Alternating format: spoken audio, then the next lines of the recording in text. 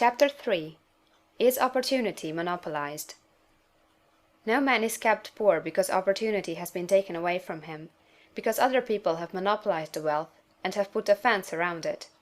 You may be shut off from engaging in business in certain lines, but there are other channels open to you. Probably it would be hard for you to get control of any of the great railroad systems. That field is pretty well monopolized.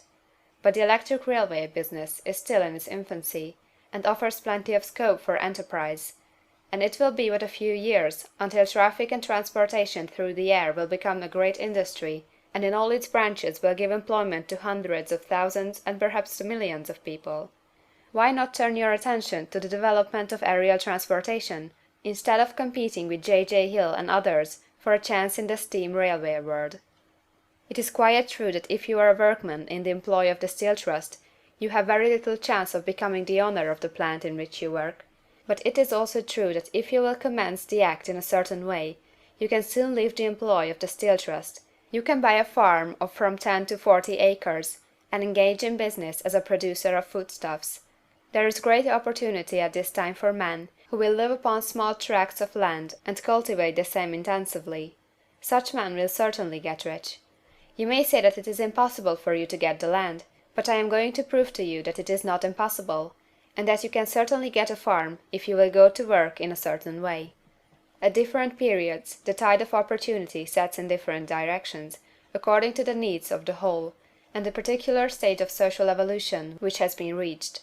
At present, in America, it is setting toward agriculture and the allied industries and professions. Today, opportunity is open before the factory worker in his line. It is open before the business man who supplies the farmer more than before the one who supplies the factory worker, and before the professional man who waits upon the farmer more than before the one who serves the working class. There is abundance of opportunity for the man who will go with the tide, instead of trying to swim against it. So the factory workers, either as individuals or as a class, are not deprived of opportunity. The workers are not being kept down by their masters. They are not being ground by the trusts and combinations of capital. As a class, they are where they are because they do not do things in a certain way.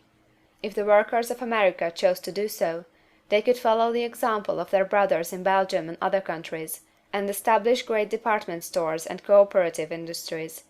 They could elect men of their own class to office, and pass laws favoring the development of such cooperative industries, and in a few years they could take peaceable possession of the industrial field.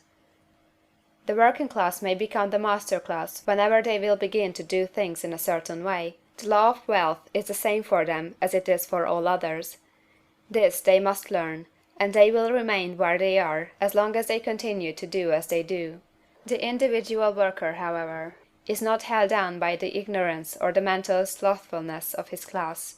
He can follow the tide of opportunity to riches, and this book will tell them how. No one is kept in poverty by a shortness in the supply of riches. There is more than enough for all. A palace as large as the Capitol at Washington might be built for every family on earth from the building material in the United States alone, and under intensive cultivation this country would produce wool, cotton, linen, and silk enough to clothe each person in the world finer than Solomon was arrayed in all his glory, together with food enough to feed them all luxuriously. The visible supply is practically inexhaustible, and the invisible supply really is inexhaustible. Everything you see on earth is made from one original substance, out of which all things proceed.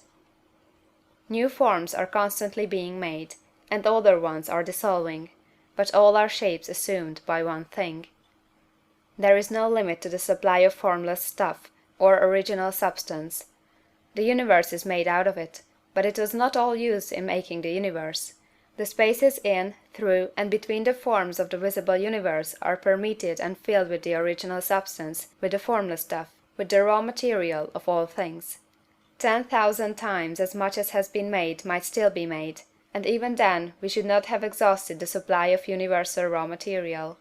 No man, therefore, is poor because nature is poor, or because there is not enough to go around. Nature is an inexhaustible storehouse of riches.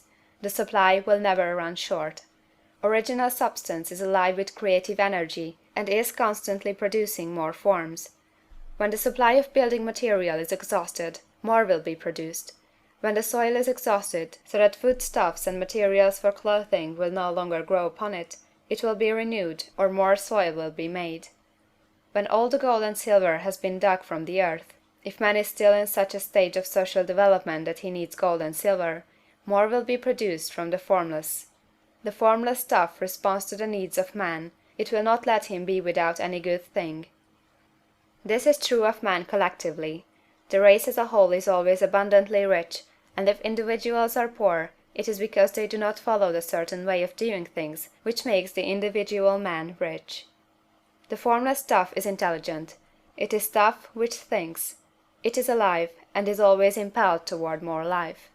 It is the natural and inherent impulse of life to seek to live more. It is the nature of intelligence to enlarge itself, and of consciousness to seek to extend its boundaries and find fuller expression. The universe of forms has been made by formless living substance, throwing itself into form in order to express itself more fully. The universe is a great living presence, always moving inherently toward more life and fuller functioning. Nature is formed for the advancement of life. Its impelling motive is the increase of life. For this cause, everything which can possibly minister to life is bountifully provided. There can be no lack unless God is to contradict himself and nullify his own works. You are not kept poor by lack in the supply of riches. It is a fact that I shall demonstrate a little farther on, that even the resources of the formless supply are at the command of the man or woman who will act and think in a certain way. End of Chapter 3.